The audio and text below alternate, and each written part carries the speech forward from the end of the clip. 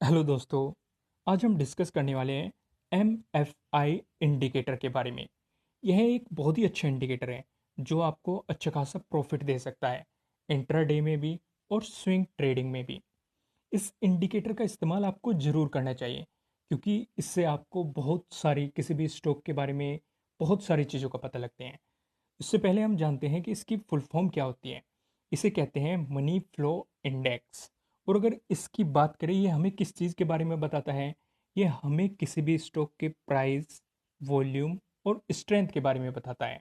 ज़्यादातर इंडिकेटर में क्या होता है, ये ज़्यादातर लोग ट्रेडिंग किस बेस पे करते हैं, वो प्राइस और वॉल्यूम पे ट्रेडिंग कर देते हैं। स्ट्रेंथ पे वो ज़्यादा ध्यान नहीं देते। पर लेकिन किसी भी स्टॉक में ट्रेडिंग लेना, चाहे वो इंट्राडे हो या फिर स्विंग ट्रेडिंग हो, स्ट्रेंथ का बहुत बड़ा रोल प्ले होता है। क्योंकि किसी भी स्टॉक की स्ट्रेंथ ही हमें बताती है कि कब वो स्टॉक बेयरिश होने वाला है या फिर कब बुलिश होने वाला है। तो स्ट्रेंथ के बारे में जानना बहुत ही ज़्यादा ज़रूरी हो जाता है। दूसरा, मैंने आपको हमेशा कहा है कि किसी भी इंडिकेटर का सिंगल इस्तेमाल नहीं करना, चाहे वो MFI हो, RSI हो, बोलिंजर बैंड हो या फिर MACD हो।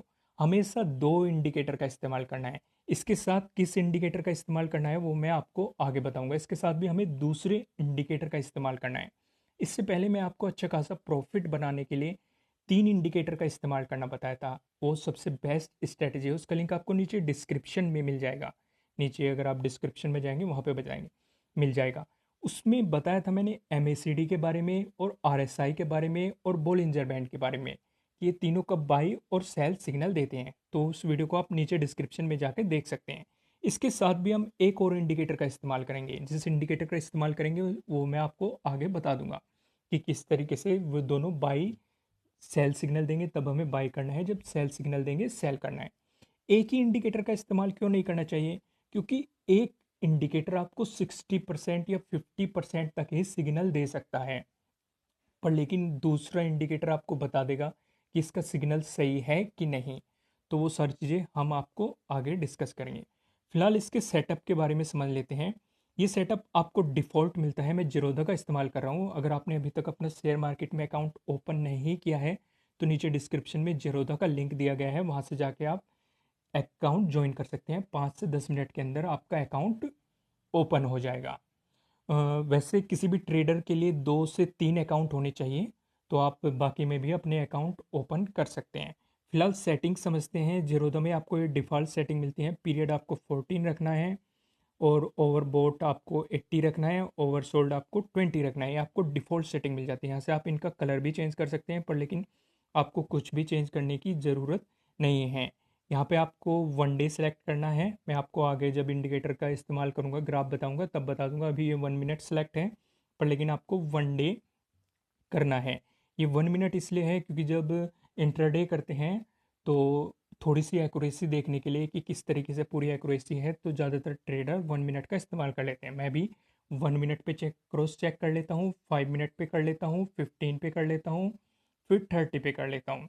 तो इसके लिए हमें स्विंग ट्रेडिंग में वन डे का इस्तेमाल करना है। उससे हमें स्टॉक का मूवमेंट पता लग जाएगा कि अपवर्ड जाएगा या फिर डाउनवर्ड जाएगा। तो आप इस सेटिंग को समझ गए होंगे। ये आपको डिफ़ॉल्ट मिलेगी। ठीक है, अगर 20 से नीचे जाता है तो ओवरसोल्ड है, यानी कि यहाँ से हमें बाई के सिग्नल ढूंढने हैं। अगर 80 से ऊपर जाता है तो ओवरबोट है, यानी कि यहाँ से हमें सेलिंग के सिग्नल ढूंढने हैं। और सिर्फ एक ही इंडिकेटर पे हमें भरोसा नहीं करना, दूसरे के साथ क्रॉस चेक भी करना है। तो आइए आगे समझते हैं। यहाँ पे मैं आपको बता दें, वन डे आपको सिलेक्ट करना है इसका सेटअप करने के लिए। तो आप यहाँ पे देख सकते हैं कि ये इंडिकेटर यहाँ पे मैंने लगा दिया। तो यहाँ पे आप देखिए ये 20 दे रखा है, यानी कि ओवरसोल्ड। यहाँ पे बाई पोजीशन ढूंढनी है। ये 80 दे रखा है, यानी कि ओवरबोट। यहाँ पे सेलिंग पोजीशन ढूंढनी है। और ये है 100 और ये है 0। तो अगर वो 0 to 20 के बीच में है तो हमें बाई पोजीशन ढूंढनी है। और अगर वो 80 to 100 के बीच में है तो हमें सेलिंग पोजीशन ढूंढनी है। अब एक चीज़ और, मैं आपको हर वीडियो में एक बात ज़रूर समझाता हूँ, और वो इसलिए क्योंकि वो ट्रेडिंग करने के लिए सबसे ज़्यादा इंपॉर्टेंट है। चाहे आप स्विंग ट्रेडिंग कर रहे हो या इंट्राडे ट्रेडिंग कर रहे हो, हमेशा ट्रेंड की डायरेक्शन में ही लेना है। अगर डायरेक्शन अपवर्ड है तो हमेशा बाई के सिग्नल ढूंढने हैं। भले ही इसमें सेल के सिग्नल मिल रहे हो, पर लेकिन सेल के सिग्नल को हमें इग्नोर करना है, क्योंकि वो हमें प्रॉफिट दे भी सकता है और नुकसान करके ही जा सकता है, क्योंकि अगर ट्रेंड अपवर्ड है तो स्टॉक कभी भी अपवर्ड मूव ले सकता है। तो इसलिए हमें बाइंग के सिग्नल ढूंढने हैं, भले ही दिन में एक सिग्नल मिले या दो सिग्नल मिले, तो बाइंग अपॉर्चुनिटी ढूंढनी है। अगर डाउनवर्ड ट्रेंड है तो सेलिंग के सिग्नल ढूंढने हैं, न कि बाइंग के, भले ही हमें बाइंग के सिग्नल मिल रहे हो, क्योंकि इससे हमारा लॉस ही हो सकता है। तो ये चीज़ तो आपको समझ में आ गई। दूसरा, अब थोड़ा सा इंडिकेटर को समझ लेते हैं। जैसे यहाँ पे ये 80 के पास चला गया, तो यानी कि ये ओवरबॉट हो चुका, तो यहाँ से सेलिंग सिग्नल ढूंढने हैं, ये नीचे आएगा। तो देखिए ये कितना नीचे आया, और स्टॉक भी देखिए कितना नीचे आया। तो हमें अच्छी खासी अपॉर्चुनिटी मिली यहाँ पे। तो जैसे कि आप देख सकते हैं, ये अच्छी खासी अपॉर्चुनिटी मिल गई हमें यहाँ पे। अब दूसरा हम फिर से यहाँ पे देखते हैं, ये 20 के नज़दीक आया, तो यानी कि हमें ये सिग्नल कहीं के दे रहा है, ये बाइंग के सिग्नल दे रहा है।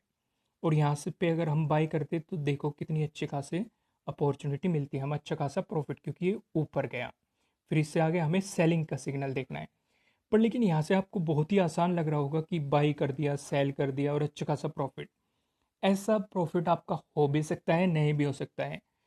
बशर्ते अगर आप प्रॉफिट चाहते हो उसे, मतलब 100% तो एक्यूरेसी किसी की भी नहीं होती। अगर कोई आपको कह रहा है कि मैं 100% गारंटी दे रहा हूँ, तो डेफिनेटली वो सही नहीं कह रहा। तो आपको भी सोचना है, तो एक्यूरेसी बढ़ाने के लिए अपनी 70-80% आपको करने के लिए कि सही है, तो उसके लिए हम क्रॉस चेक करेंगे किसी दूसरे इंडिकेटर से। और जो इंडिकेटर होगा वो MACD का इस्तेमाल करेंगे हम उस इंडिकेटर में, उसे हम आगे समझते हैं। तो यहाँ पे मैंने एक चार्ट और लिया है। MACD का लगाने से पहले मैं आपको इसी के बारे में बता देता हूँ। ये मैंने SBI का लिया है, स्टेट बैंक ऑफ इंडिया। तो यहाँ पे आप देख सकते हो, ये यहाँ पे ऊपर चला गया, तो यानी कि यहाँ पे सेलिंग सिग्नल दे रहा है, क्योंकि ये ओवर बोट उस रीजन में चला गया। तो यहाँ से हम सेल करके अच्छा खासा यहाँ तक प्रॉफिट ले सकते हैं। दूसरा, ये 20 के नज़दीक आया, तो यहाँ से हमें बाइंग सिग्नल दे रहा है, तो हम यहाँ पे बाई करके और यहाँ तक अच्छा खासा प्रॉफिट ले सकते हैं। दूसरा, ये फिर से यहाँ पे मतलब ओवरबोट में चला गया, तो यहाँ से सेलिंग का सिग्नल दे रहा है, तो यहाँ से भी हम सेल करके अच्छा खासा प्रॉफिट ले सकते हैं। तो मैंने आपको दो चार्ट पे समझा दिया। अब मैं आपको M A C D indicator से कैसे क्रॉस चेक करना है उसके बारे में बताऊंगा। आप देख सकते हैं यहाँ पे मैंने 1 डे सेलेक्ट किया हुआ है, तो यहाँ पे देख सकते हैं MACD का सिग्नल भी मैंने लगा दिया। तो ऊपर क्या लग रहा है, मनी फ्लो इंडेक्स, नीचे क्या है, MACD। अगर आपने MACD का वीडियो नहीं देखा है तो उस पर भी, MACD पे मैं अलग से वीडियो बनाया, नीचे डिस्क्रिप्शन में आपको उसका लिंक मिल जाएगा, वहाँ से जाके आप देख सकते हैं। MACD बहुत ही ज़्यादा अच्छा इंडिकेटर है, लगभग आप इसे हर इंडिकेटर के साथ क्रॉस चेक के लिए इस्तेमाल कर सकते हैं। इसलिए MACD को समझना आपको बहुत ही ज़्यादा ज़रूरी है। इसका लिंक आपको नीचे डिस्क्रिप्शन में मिल जाएंगे, अलग से मैं एक पर्टिकुलर इस पे ही वीडियो बनाया है, वहाँ से जाके आप MACD को समझ सकते हैं। मैं आपको यहाँ पे छोटा सा बता देता हूँ। अगर आप जेरोदा का अकाउंट इस्तेमाल कर रहे हैं, अगर नहीं खोला तो खोल लो, ये नंबर 1 ब्रोकर है, लिंक भी आपको नीचे डिस्क्रिप्शन में मिल जाएगा। जब भी ये ब्लैक लाइन रेड वाली लाइन को काट के नीचे आती है, जैसे आप यहाँ पे देखिए, तो ये हमें सेलिंग का सिग्नल देती है। और जब भी ये ब्लैक लाइन रेड वाली लाइन को काट के ऊपर की तरफ जाती है, तो हमें बाई का सिग्नल देती है। तो ये तो है MACD का थोड़ा सा बेसिक। इसके बारे में मैं अलग से एक अच्छा खासा वीडियो बनाया है, जिसका लिंक आपको नीचे डिस्क्रिप्शन में मिल जाएगा, वहाँ पर आप डिटेल में समझिए। तो अब जैसे यहाँ पे देखिए ये 80 के आसपास है, तो ये हमें क्या सिग्नल दे रहा है, सेलिंग का। और यहाँ पे MACD लाइन भी का इस रेड वाली लाइन को काट के नीचे आ गई, ये क्या सिग्नल दे रहा है, सेलिंग का। यानी कि हमारा कंफर्म हो गया कि हम यहाँ से सेल कर दें। तो अगर सेल किया होता तो यहाँ पे देखो कितना अच्छा खासा प्रॉफिट हमें बनता। यहाँ पे इसने क्या सिग्नल दिया, बाइंग का। और ये भी 20 के आसपास है, तो ये भी क्या सिग्नल दे रहा है, बाइंग का, क्योंकि ये ओवर सोल्ड हो चुका, तो अब बाई कर लो। इसने भी काट के ऊपर चला गया, तो यहाँ से इसने भी बाई का सिग्नल दिया। यहाँ पे एक्चुअली मार्केट क्रैश होता है, इसलिए बहुत तेज़ी से नीचे आया था, इसलिए आपको ग्राफ में थोड़ा सा मूवमेंट नहीं दिख रहा होगा। पर लेकिन यहाँ पे अगर हम बाई करते तो इतना अच्छा खासा प्रॉफिट हम ले लेते। दूसरा, अगर आप देखेंगे तो यहाँ पे ओवरलैप कर रहा है, यानी कि इसे टच करके ना तो नीचे जा रहा ना ऊपर जा रहा। ऐसी स्थिति में मैं आपको हमेशा बताता हूँ कि आपको कुछ भी नहीं करना है, यानी कि ना तो बाई करना है ना सेल करना है। अगर हमें एक भी इंडिकेटर गलत सिग्नल दे रहा है तो हमें कुछ भी नहीं करना, ना ही बाई करना है ना ही सेल करना है। यहाँ पे देखिए इसने बाई का सिग्नल दे दिया, क्योंकि ये ब्लैक वाली लाइन रेड वाली लाइन को कट करके ऊपर चली गई। ये भी 20 के उसमें बहुत देर से है, तो इसने भी बाई का सिग्नल दे दिया। तो दोनों सिग्नल कंफर्म हो गए बाई का। तो अगर हम यहाँ पे बाई करते तो यहाँ तक अच्छा खासा प्रॉफिट लेते हम। तो अभी तक इसने सेल का सिग्नल दिया नहीं दिया, तो हम यहाँ पे जाके इसे सेल करते। तो अब देख लेते हैं कि कितना अच्छा खासा प्रॉफिट हमें होता। यहाँ पे ओवरलैप कर रहा है तो कुछ भी नहीं करना, भले ही ये सिग्नल दे रहा हो मनी फ्लो में। अगर एम ओवरलैप कर रहा है तो कुछ भी छेड़खानी नहीं करनी है हमें। तो आप ये चीज़ आप समझ गए होंगे अच्छे तरीके से कि एम और मनी फ्लो से हम किस तरीके से क्रॉस चेक कर सकते हैं। मैं आपको यहाँ पे एक और समझाते हुए देता हूँ। मैंने यहाँ पे ओ का चार्ट लिया है। तो आप जैसे कि देख सकते हैं कि यहाँ पे इसने ये ओवरसोल्ड रीजन में है, तो यहाँ पे बाई का सिग्नल दे रहा है। यहाँ पे लाइन को कट करके ऊपर आ गया तो इसने भी बाई का सिग्नल दिया, यानी कि दोनों के सिग्नल कंफर्म। तो अगर हम यहाँ से बाई करते तो यहाँ तक अच्छा खासा हम प्रॉफिट ले सकते थे।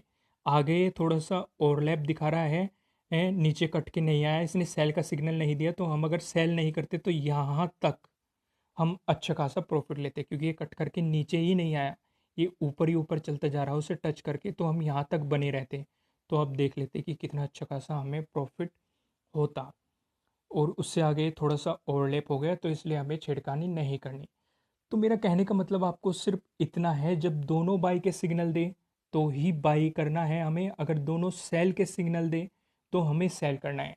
अगर एक बाई का सिग्नल दे रहा है, एक कुछ भी सिग्नल नहीं दे रहा, तो कुछ भी छेड़खानी नहीं करनी। अगर एक सेल का सिग्नल दे रहा है, दूसरा कुछ भी नहीं, तब भी कुछ भी छेड़खानी नहीं करनी। जब दोनों बाई सेल के सिग्नल दे तभी बाई और सेल करना है, उससे पहले हमें कुछ भी नहीं करना। इस चीज़ का आपको ध्यान रखना है। और अगर आपने एम की वीडियो नहीं देखी तो मैं फिर से कह रहा हूँ, उसका लिंक नीचे डिस्क्रिप्शन में मिल जाएगा, जाके देखिए। एम को समझिए, बहुत ही पावरफुल इंडिकेटर है जो कि आपको अच्छा खासा प्रॉफिट देगा। दोस्तों, अगर आपने अपने शेयर मार्केट में अकाउंट ओपन नहीं किया है, 5 से 10 मिनट के अंदर आप अपना अकाउंट ओपन कर सकते हैं। लिंक आपको नीचे डिस्क्रिप्शन में मिल जाएगा। किसी भी ट्रेडर के पास कम से कम 2 to 3 अकाउंट होने बहुत ही ज़्यादा ज़रूरी है, क्योंकि आपको कुछ ट्रेड अपवर्ड लेने पड़ जाते हैं, या फिर कुछ इमरजेंसी फंड के लिए आप दूसरे अकाउंट में ट्रेड ले सकते हैं, या एक में सिर्फ इंट्राडे कर सकते हैं, दूसरे में सिर्फ लॉन्ग टर्म के लिए या स्विंग ट्रेडिंग कर सकते हैं। अगर आपने इस वीडियो को लाइक कीजिएगा, शेयर कीजिएगा, और अगर आपने अभी तक इस चैनल को सब्सक्राइब नहीं किया है तो सब्सक्राइब कीजिएगा इसी तरह की और वीडियोस देखने के लिए। ठीक है दोस्तों, फिर मिलते हैं। Thank you.